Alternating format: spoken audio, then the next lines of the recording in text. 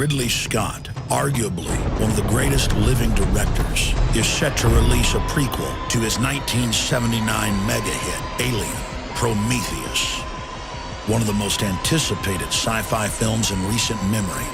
Infowars.com research analysis shows Prometheus is not just a film, but a revelation of the method, revealing the deepest secrets of the Illuminati mystery religion.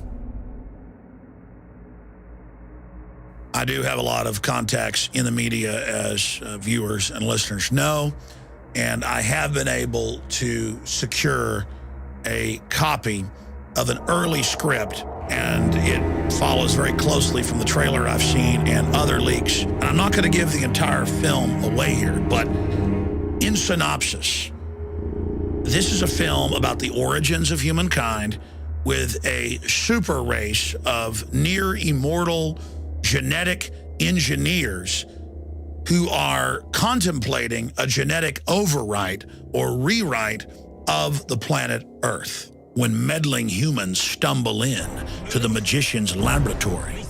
They are punished for their trespass. It was so wrong. The so-called space jockey is the advanced species that have engineered humans back on Earth and produced the bioweapon that we know of as the classical alien that burst out of your chest after feeding on the food in your intestines. The reason we're taking time out to examine Prometheus is because its storyline, its plot, mirrors that of many ancient societies. And the ideas presented in Prometheus are at the core of Western secret societies.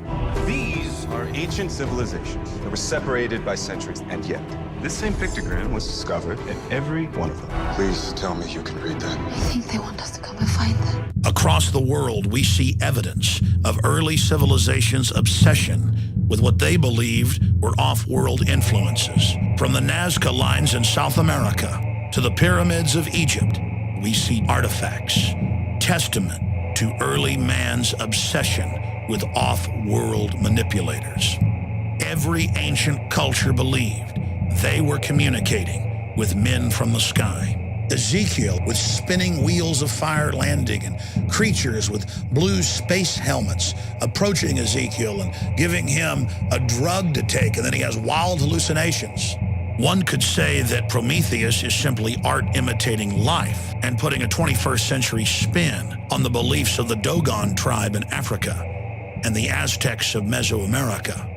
Eric von Däniken, more than any other living person, has popularized the idea of chariots of the gods and that our planet has been visited and manipulated by off-world creatures for thousands of years. But the systems that he popularized were regurgitated whole cloth from ideas developed by the ruling class of this planet.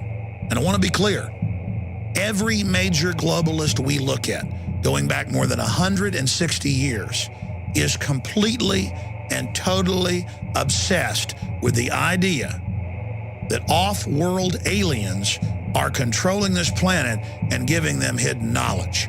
By the 1870s, T.H. Huxley Group and their X Club was dominating the Royal Society in England.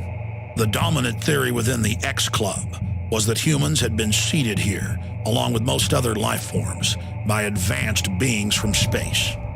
From the inception of Darwin's theory on the origin of species, evolutionary scientists never believed for a minute that life simply started on its own. That evolution is not some random, slow system developing by chance, but is actually directed by off-world seeders, terraformers, creators of worlds. Even the discoverer of DNA, Francis Crick, promotes the idea that life was seeded on this planet in what he calls directed panspermia. It is part of the larger myth of transhumanism. Huxley, Darwin, Wedgwood, the Galtons, they all interbred in an attempt to create this transcendent Superman.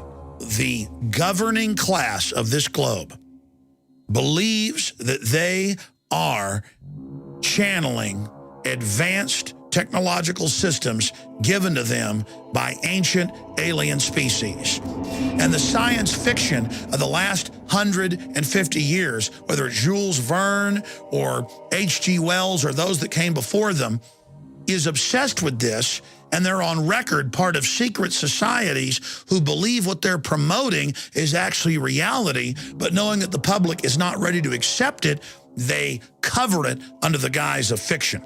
And the film Prometheus is completely constructed around the secret religion of the Illuminati, who believe that they are transcendent and becoming the Superman. We can create cybernetic individuals. We are the gods now. Blurring the lines between fiction and reality, we see a futuristic presentation of the technology conference TED. The keynote speaker is the founder of the Wayland Corporation, Mr. Wayland. There he describes Prometheus stealing fire from the gods. From the Titan Prometheus, our first true piece of technology, fire. The transference of fire, or the first technology to man, is only the beginning of his transgressions. Prometheus is a titan and the creator of mankind who attempts to elevate humans to the level of gods and is punished. The Illuminati believe they have stolen the fire of true genius from the gods. Biotech, nanotech, fusion. As man attempts to become godlike, we release potential forces that can and probably will destroy us. I want to say this in summation. We're not facing off-world genetic engineers that the elite believes created this planet, whether that's true or not. We're facing the global technocrats that are splicing every plant and animal and insect you can imagine together, that are creating chimeras with hundreds of species within them, giving rise to superviruses and bacterial mutations. We are already seeing within 3 generations in rodents total sterilization and massive deformities in these animals.